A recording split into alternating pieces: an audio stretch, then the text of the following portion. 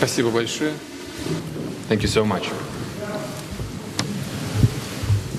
Мы можем начать работать, так я понимаю. Shall we start working, I guess?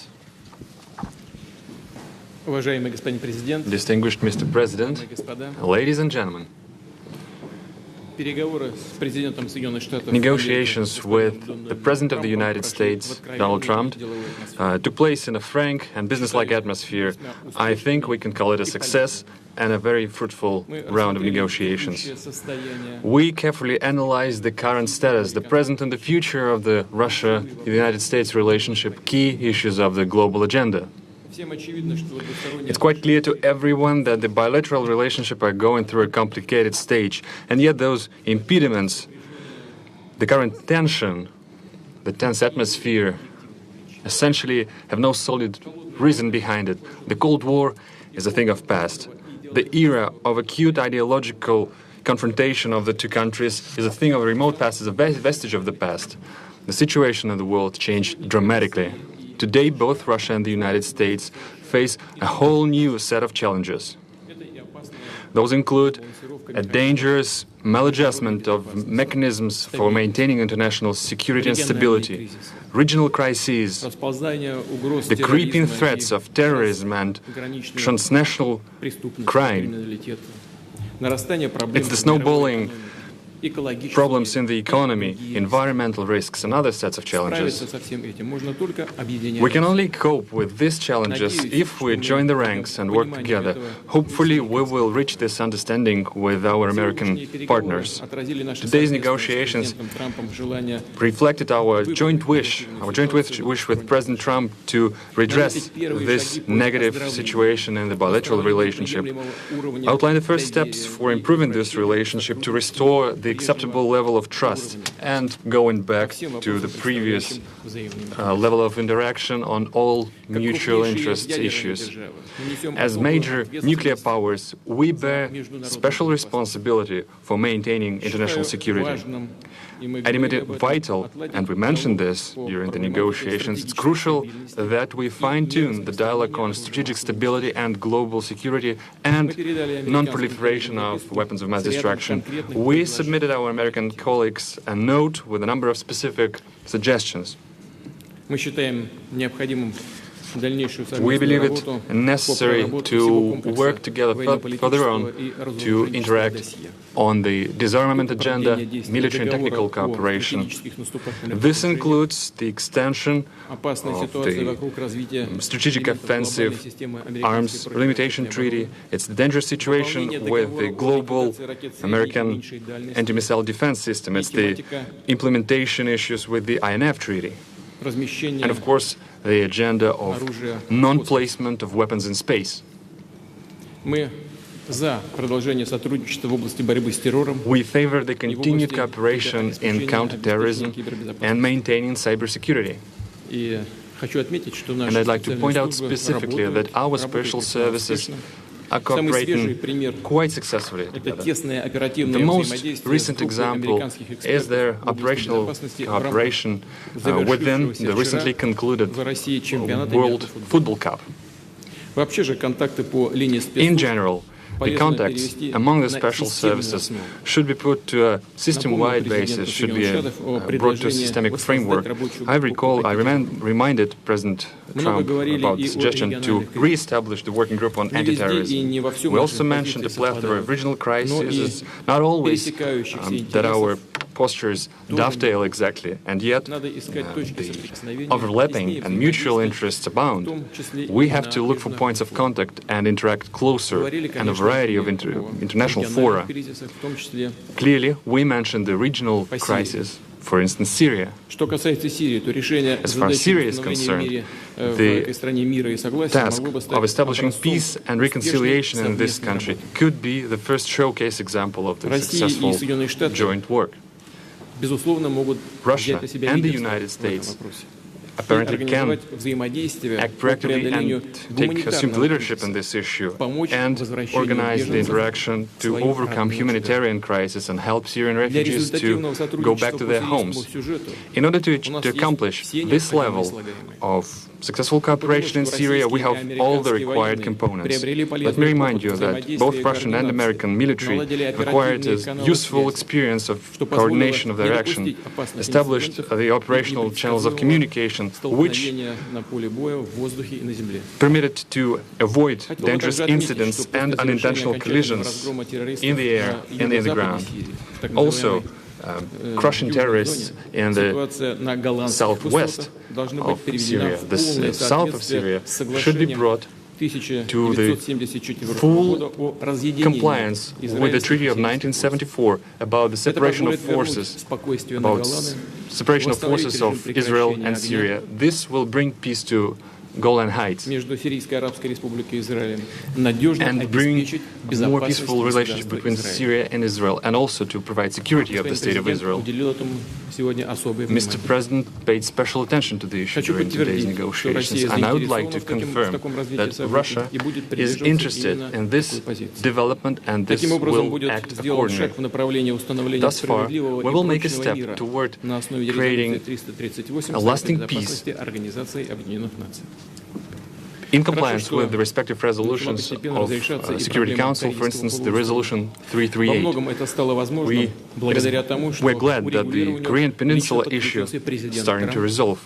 To a great extent, it was possible thanks to the personal engagement of President Trump, who opted for dialogue instead of confrontation. We also mentioned our concern about the withdrawal of the United States from the JCPOA. Well, our U.S. counterparts are aware of our posture. Let me remind you that thanks to the Iranian nuclear deal, Iran became the most controlled country in the world. It's submitted to the control of IAEA. It effectively ensures the exclusively peaceful nature of Iranian nuclear program and strengthens the non-proliferation regime. While we discussed the internal Ukrainian crisis, we paid special attention to the bona fide implementation of Minsk agreements by Kiev. At the same time, the United States could be more decisive in nudging the Ukrainian leadership and encourage it to work actively in this. We paid more attention to economic ties and economic cooperation. It's clear that both countries, the businesses of both countries, are interested in this.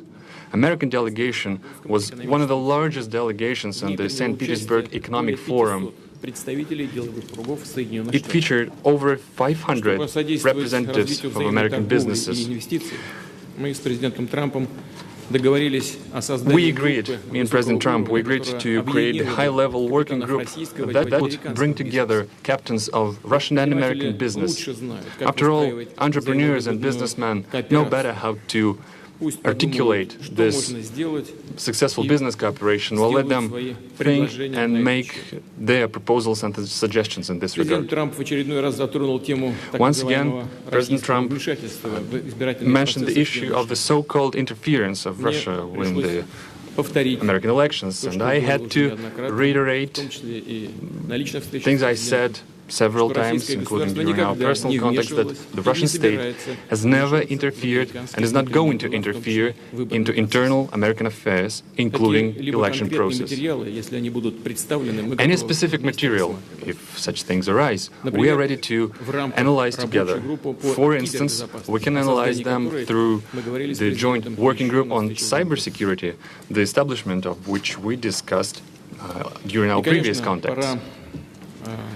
And clearly, it's past time we restore our cooperation in the cultural area, in the humanitarian area. As far as I think you know that recently we hosted the American Congressman delegation, and now it's perceived and portrayed almost as a historic event, although it should have been just a current affairs, just business as usual. And in this regard, we mentioned this proposal to the President. We have to think about the practicalities of our cooperation, but also about the rationale, the underlying logic of it. And we have to engage experts on bilateral relationship, who know history and the background of our relationship. The idea is to create an expert council that would include political scientists, prominent diplomats and former military experts in both countries who would look for points of contact between the two countries, that would look for ways on putting the relationship on the trajectory of growth. In general, we are glad with the outcome of our first full-scale meeting, because previously we only had a chance to talk briefly on international fora. We had a good conversation with President Trump, and I hope that we start to understand each other better, and I'm grateful to Donald for it. Clearly, there are some challenges left when we were not able to clear all the backlog, but I think that we made the first important step in this direction. And in conclusion, I want to point out that this atmosphere of cooperation is something that we are especially grateful for to our Finnish hosts. We're grateful for Finnish people and Finnish leadership for what they've done. I know that we've caused some inconvenience to Finland, and we apologize for it. Thank you for your attention. Thank you. Thank you very much. Thank you. I have just concluded a meeting with President Putin on a wide range of critical issues for both of our countries. We had direct, open, deeply productive dialogue. Went very well. Before I begin, I want to thank President Niinisto of Finland for graciously hosting today's summit. President Putin and I were saying how lovely it was and what a great job they did. I also want to congratulate Russia and President Putin for having done such an excellent job in hosting the World Cup. It was really one of the best ever. And your team also did very well. It was a great job. I'm here today to continue the proud tradition of bold American diplomacy. From the earliest days of our republic, American leaders have understood that diplomacy and engagement is preferable to conflict and hostility. A productive dialogue is not only good for the United States and good for Russia, but it is good for the world. The disagreements between our two countries are well known, and President Putin and I discussed them at length today. But if we're going to solve many of the problems facing our world, then we're going to have to find ways to cooperate in pursuit of shared interests. Too often in both recent past and long ago, we have seen the consequences when diplomacy is left on the table. We have also seen the benefits of cooperation. In the last century, our nations fought alongside one another in the Second World War. Even during the tensions of the Cold War, when the world looked much different than it does today, the United States and Russia were able to maintain a strong dialogue. But our relationship has never been worse than it is now. However, that changed as of about 4 hours ago. I really believe that. Nothing would be easier politically than to refuse to meet, to refuse to engage, but that would not accomplish anything. As president, I cannot make decisions on foreign policy in a futile effort to appease partisan critics or the media or Democrats who want to do nothing but resist and obstruct. Constructive dialogue between the United States and Russia afford the opportunity to open new pathways toward peace and stability in our world. I would rather take a political risk in pursuit of peace than to risk peace in pursuit of politics. As president, I will always put what is best for America and what is best for the American people. During today's meeting, I addressed directly with President Putin the issue of Russian interference in our elections. I felt this was a message best delivered in person. Spent a great deal of time talking about it, and President Putin may very well want to address it and very strongly, because he feels very strongly about it, and he has an interesting idea. We also discussed one of the most critical challenges facing humanity, nuclear proliferation. I provided an update on my meeting last month with Chairman Kim on the denuclearization of North Korea, and after today, I am very sure that President Putin and Russia want very much to end that problem, going to work with us, and I appreciate that commitment. The President and I also discussed the scourge of radical Islamic terrorism. Both Russia and the United States have suffered horrific terrorist attacks, and we have agreed to maintain open communication between our security agencies to protect our citizens from this global menace. Last year, we told Russia about a planned attack in St. Petersburg, and they were able to stop it cold. They found them, they stopped them, there was no doubt about it. I appreciated President Putin's phone call afterwards to thank me. I also emphasized the importance of placing pressure on Iran to halt its nuclear ambitions and to stop its campaign of violence throughout the area, throughout the Middle East. As we discussed at length, the crisis in Syria is a complex one. Cooperation between our two countries has the potential to save hundreds of thousands of lives. I also made clear that the United States will not allow Iran to benefit from our successful campaign against ISIS. We have just about eradicated ISIS in the area. We also agreed that representatives from our national security councils will meet to follow up on all of the issues we addressed today and to continue the progress we have started right here in Helsinki. Today's meeting is only the beginning of a longer process, but we have taken the first steps toward a brighter future, and one with a strong dialogue and a lot of thought. Our expectations are grounded in realism, but our hopes are grounded in America's desire for friendship, cooperation, and peace. And I think I can speak on behalf of Russia when I say that also. President Putin, I want to thank you again for joining me for these important discussions and for advancing open dialogue between Russia and the United States. Our meeting carries on a long tradition of diplomacy between Russia, the United States, for the greater good of all.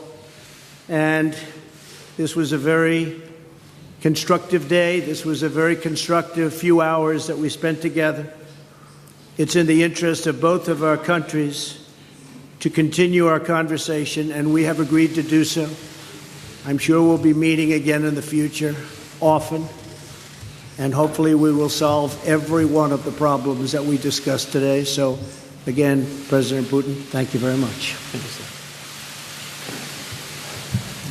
Господа президенты, сейчас журналисты смогут задать по два Presidents, вопроса. now the journalists would have a chance to ask two questions, two sets of questions each. First, the Russian journalist will ask the question. Please give your affiliation. Good afternoon. My name is Alexei Meshkov, Interfax Information Agency. I have a question to President Trump. During your recent European tour, you've mentioned that the implementation of the Nord Stream 2 gas pipeline makes Europe a hostage of Russia, and you suggested that you could free Europe from this by supplying American LNG.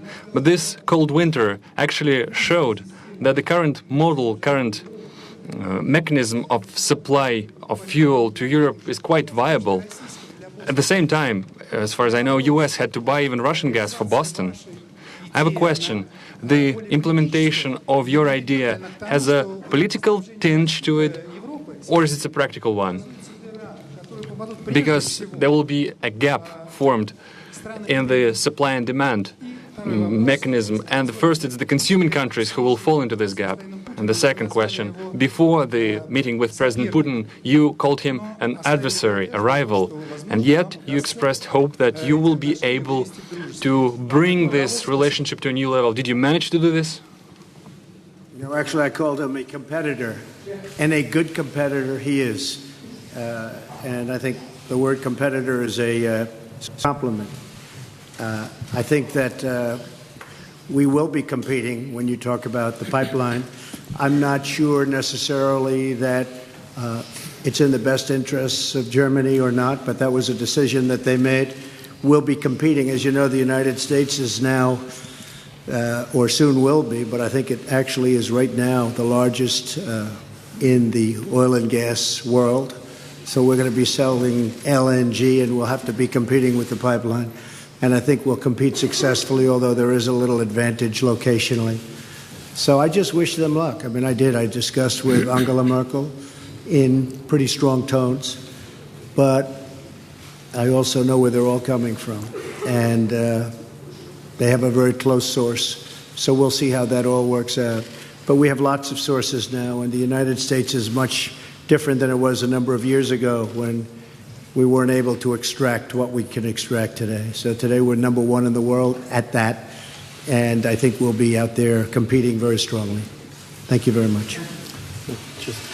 Я позволю себе добавить два слова. If I may, Мы I говорили throw in с some господином 2 cents. президентом, в том числе и на We эту тему. talked to Mr. President, including this subject as well.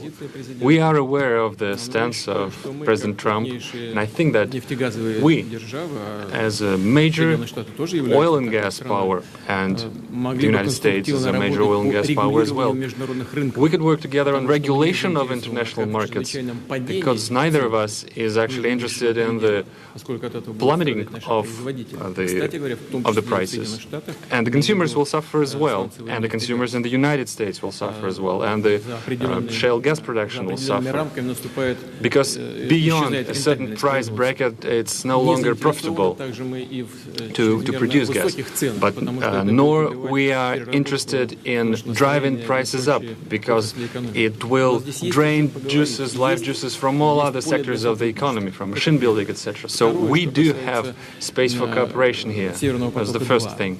Then about the Nord Stream 2.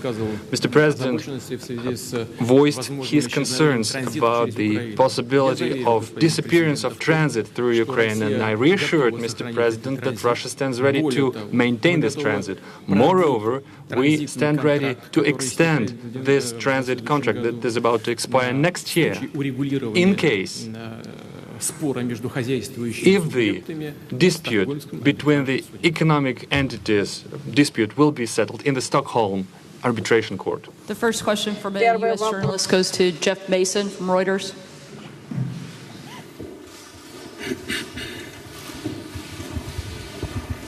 Thank you. Mr. President, you tweeted this morning that it's U.S. foolishness, stupidity, and the Mueller probe that is responsible for the decline in U.S. relations with Russia. Do you hold Russia at all accountable for anything in particular? And if so, what would you consider them that they are responsible for? Yes, I do. I hold both countries responsible. I think that the United States has been foolish. I think we've all been foolish. We should have had this dialogue a long time ago, a long time, frankly, before I got to office. And I think we're all to blame. I think that the United States now has stepped forward along with Russia, and we're getting together, and we have a chance to do some great things, whether it's nuclear proliferation in terms of stopping. We have to do it. Ultimately, that's probably the most important thing that we can be working on. But I do feel that we have both made some mistakes. I think that the probe is a disaster for our country. I think it's kept us apart. It's kept us separated. There was no collusion at all. Everybody knows it. People are being brought out to the fore. So far that I know, virtually none of it related to the campaign. And they're going to have to try really hard to find somebody that did relate to the campaign. That was a clean campaign. I beat Hillary Clinton easily. And frankly, we beat her. And I'm not even saying from the standpoint, we won that race. And it's a shame that there can even be a little bit of a cloud over it. People know that, people understand it, but the main thing, and we discussed this also, is zero collusion. And it has had a negative impact upon the relationship of the two largest nuclear powers in the world. We have 90% of nuclear power between the two countries. It's ridiculous. It's ridiculous what's going on with the probe. For President Putin, Yeah, if I could follow up as well, why should Americans and why should President Trump believe your statement that Russia did not intervene in the 2016 election, given the evidence that U.S. intelligence agencies have provided? And will you consider extraditing the 12 Russian officials that were indicted last week by a U.S. grand jury? Well, I'm going to let the president answer the second part of that question. But as you know, the whole concept of that came up perhaps a little bit before, but it came out as a reason why the Democrats lost an election, which, frankly, they should have been able to win because the Electoral College is much more advantageous for Democrats, as you know, than it is to Republicans. We won the Electoral College by a lot, 306 to 223, I believe. And that was a well-fought battle. We did a great job. And frankly, I'm going to let the president speak to the second part of your question. But just to say it one time again, and I say it all the time, there was no collusion. I didn't know the president. There was nobody to collude with. There was no collusion with the campaign. And every time you hear all of these, 12 and 14, it's stuff that has nothing to do. And frankly, they admit these are not people involved in the campaign. But to the average reader out there, they're saying, well, maybe that does. It doesn't. And even the people involved, some perhaps told misstories, although in one case the FBI said there was no lie. There was no lie. Somebody else said there was. We ran a brilliant campaign, and that's why I'm president. Thank you. По поводу того, кому верить и кому не верить, As to who is to be believed and to who is not to be believed, никому нельзя верить. you can trust no one if you take this. Where did you get this idea that President Trump trusts me or I trust him? He defends the interests of the United States of America, and I do defend the interests of the Russian Federation. We do have interests that are common. We are looking for points of contact. There are issues where our postures diverge, and we are looking for ways to reconcile our differences, how to make our effort more meaningful. We should not proceed from the immediate political interests that guide certain political powers in our countries. We should be guided by facts. Could you name a single fact that would definitively prove the collusion? This is utter nonsense. Just like the President recently mentioned. Yes, the public at large in the United States had a certain perceived opinion of the candidates during the campaign, but there's nothing particularly extraordinary about it. That's a usual thing. President Trump, when he was a candidate, he mentioned the need to restore the Russia-US relationship, and it's clear that a certain part of American society felt sympathetic about it, and different people could express their sympathy in different ways. But isn't that natural? Isn't it natural to be sympathetic towards a person who is willing to restore the relationship with our country, who wants to work with us? We heard the accusations about the Concord country. Well, as far as I know, this company hired American lawyers, and the accusations doesn't have a fighting chance in the American courts. So there's no evidence when it comes to the actual facts. So we have to be guided by facts and not by rumors. Now, let's get back to the issue of these 12 alleged intelligence officers of Russia. I don't know the full extent of the situation, but the President Trump mentioned this issue, and I will look into it. So far, I can say the following. The things that, off the top of my head, we have an existing agreement between the United States of America and the Russian Federation, an existing treaty that dates back to 1999, the mutual assistance on criminal cases. This treaty is in full effect. It works quite efficiently. On an average, we initiate about 150 criminal cases upon requests from foreign states. For instance, the last year, there was one extradition case upon the request sent by the United States. So this treaty has specific legal procedures. We can offer that the appropriate commission headed by Special Attorney Mueller, he can use this treaty as a solid foundation and send an official request to us so that we would interrogate, we would hold a questioning of these individuals who he believes are privy to some crimes. And our law enforcement are perfectly able to do this questioning and send the appropriate materials to the United States. Moreover, we can meet you halfway, we can make another step. We can actually permit official representatives of the United States, including the members of this very commission headed by Mr. Mueller, we can let them into the country and they will be present at this questioning. But in this case, there is another condition. This kind of effort should be a mutual one. Then we would expect that the Americans would reciprocate and they would question officials, including the officers of law enforcement and intelligence services of the United States, whom we believe who have something to do with illegal actions on the territory of Russia. And we have to request the presence of our law enforcement. For instance, we can bring up Mr. Browder in this particular case. Business associates of Mr. Browder have earned over $1.5 billion in Russia. They never paid any taxes, neither in Russia nor in the United States. And yet the money escaped the country.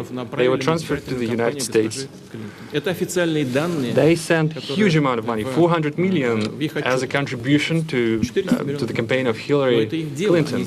Well, that's their personal case. It might have been legal, the contribution itself, but the way the money was earned was illegal. So we have a solid reason to believe that some intelligence officers accompanied and guided these transactions. So we have an interest of questioning them. But that could be a first step, and we can also extend it. Options abound, and they all can be found in an appropriate Putin, did you want legal President framework. Trump to win the election, and did you direct any of your officials to help him do that? Да, я хотел, чтобы он выиграл. Потому что он говорил о нормализации российско-американских отношений.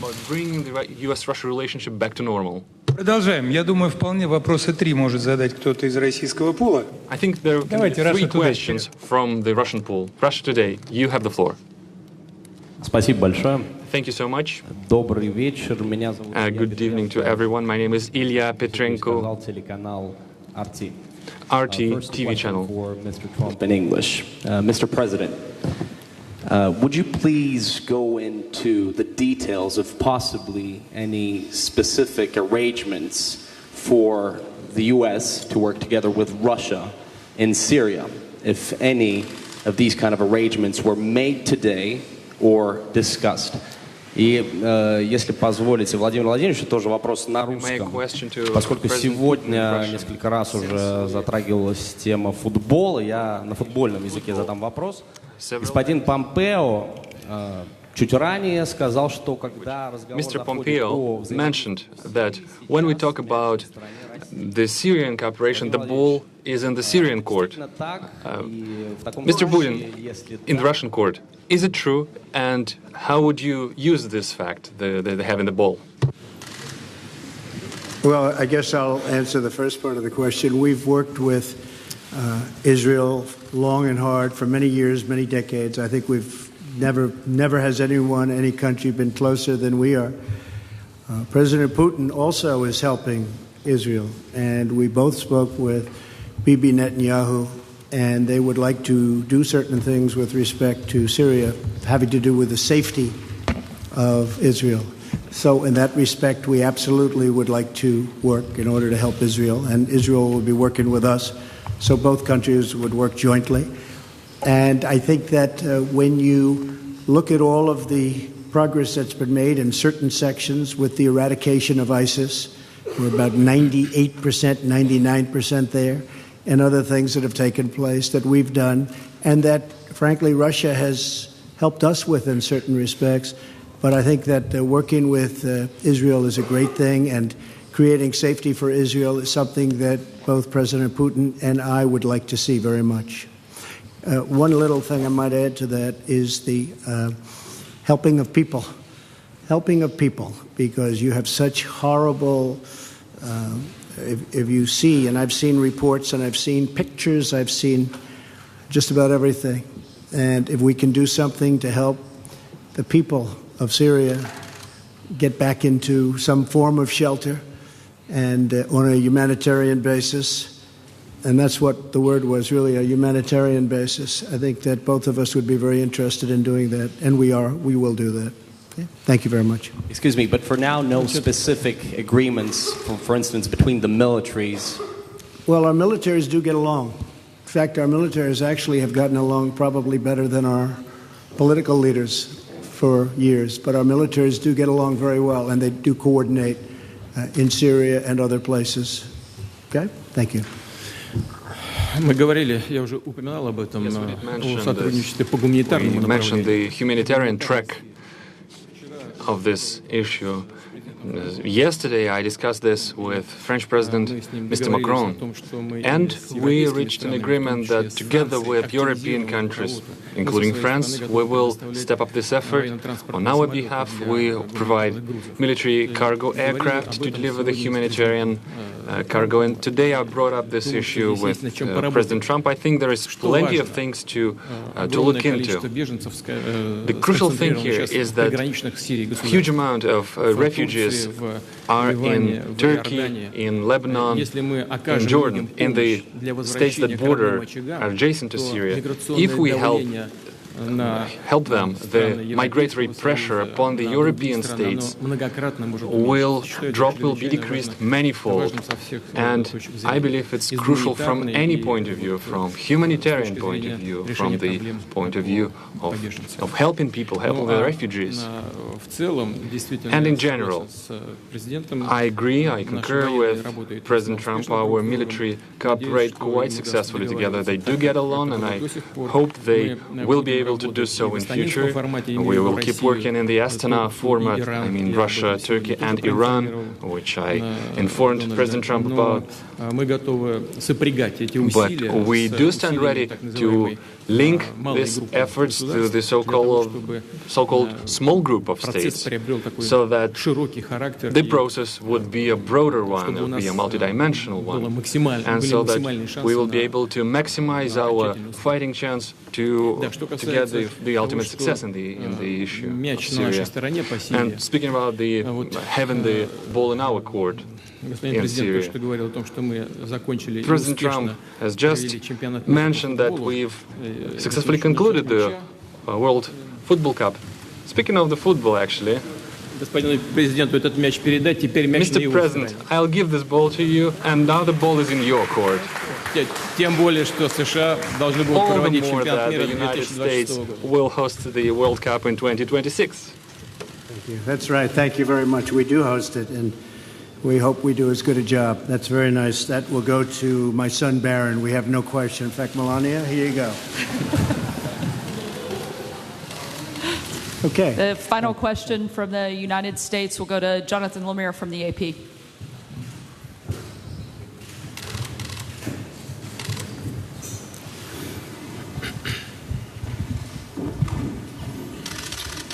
Thank you. Question for each president. President Trump, yes. You first. Just now, President Putin denied having anything to do with the election interference in 2016. Every U.S. intelligence agency has concluded that Russia did. My first question for you, sir, is who do you believe? My second question is, would you now, with the whole world watching, tell President Putin, would you denounce what happened in 2016, and would you warn him to never do it again? So let me just say that we have two thoughts. You have groups that are wondering why the FBI never took the server. Why haven't they taken the server? Why was the FBI told to leave the office of the Democratic National Committee? I've been wondering that. I've been asking that for months and months, and I've been tweeting it out and calling it out on social media. Where is the server? I want to know, where is the server, and what is the server saying? With that being said, all I can do is ask the question. My people came to me, Dan Coates came to me, and some others. They said they think it's Russia. I have President Putin. He just said it's not Russia. I will say this. I don't see any reason why it would be, but I really do want to see the server. But I have confidence in both parties. I really believe that this will probably go on for a while, but I don't think it can go on without finding out what happened to the server. What happened to the servers of the Pakistani gentlemen that worked on the DNC? Where are those servers? They're missing. Where are they? What happened to Hillary Clinton's emails? 33,000 emails gone, just gone. I think in Russia they wouldn't be gone so easily. I think it's a disgrace that we can't get Hillary Clinton's 33,000 emails. So I have great confidence in my intelligence people, but I will tell you that President Putin was extremely strong and powerful in his denial today. And what he did is an incredible offer. He offered to have the people working on the case come and work with their investigators with respect to the 12 people. I think that's an incredible offer. Okay? Thank you. Позвольте мне добавить два слова. I'd like to add something to Я this. ведь тоже работал в разведке. After all, I was an intelligence officer myself. И знаю, как составляются соответствующие досье. And I do know how dossiers are made up. Just a minute. Just a second. Это первое. That's the first thing. Второе. Now the second thing. Я считаю Россию демократическим государством. I believe that Russia is a democratic state. And I hope you're not denying this right to your own country. You're not denying that United States is a democracy. Do you believe United States is a democracy? А если это так, And if so, то if it is a democratic state, окончательный вывод then the final conclusion in this kind of a dispute can only be delivered by a trial, by the court, not by the executive, by the law enforcement. For instance, the Concord company that was brought up is being accused. It's been accused of interference. But this company does not constitute the Russian state. It does not represent the Russian state. And I brought several examples before. Well, you have a lot of individuals in the United States. Take George Soros, for instance, with multi-billion capitals. But does that make him his position, his posture, the posture of the United States? No, it does not. Well, it's the same case. There is the issue of trying a case in the court. And the final say is for the court to deliver. We are now talking about the private, the individuals, and not about particular states. And as far as the most recent allegation is concerned about the Russian intelligence officers, we do have an intergovernmental treaty. Please do send us the request. We will analyze it properly and will send a formal response. And as I said, we can extend this cooperation, but we should do it on a reciprocal basis, because we would await our Russian counterparts to provide us access to the persons of interest for us, who we believe can have something to do with the intelligence services. Well, let's discuss the specific issues and not use the Russia and the U.S. relationship as a loose change for this internal political struggle. A question for President Putin. Thank you. Two questions for you, sir. Can you tell me what President Trump may have indicated to you about officially recognizing Crimea as part of Russia? And then secondly, sir, does the Russian government have any compromising material on President Trump or his family?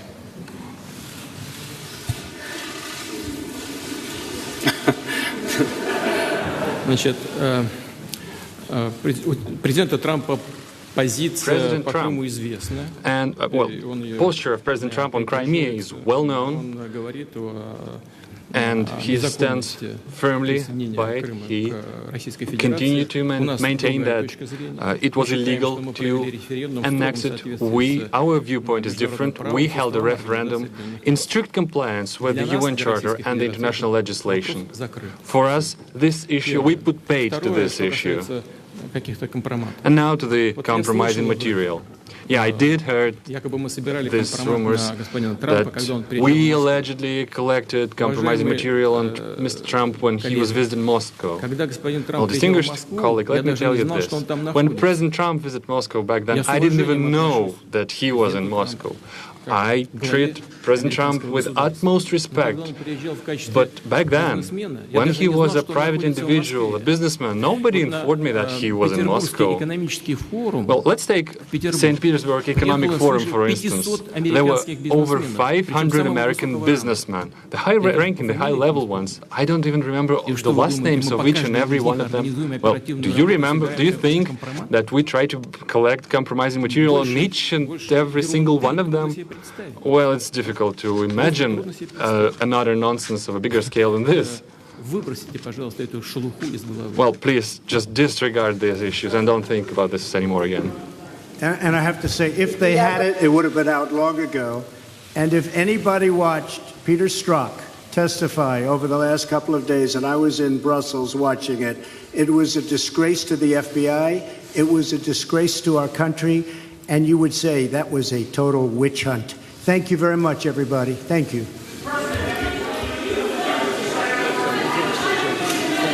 Thank you.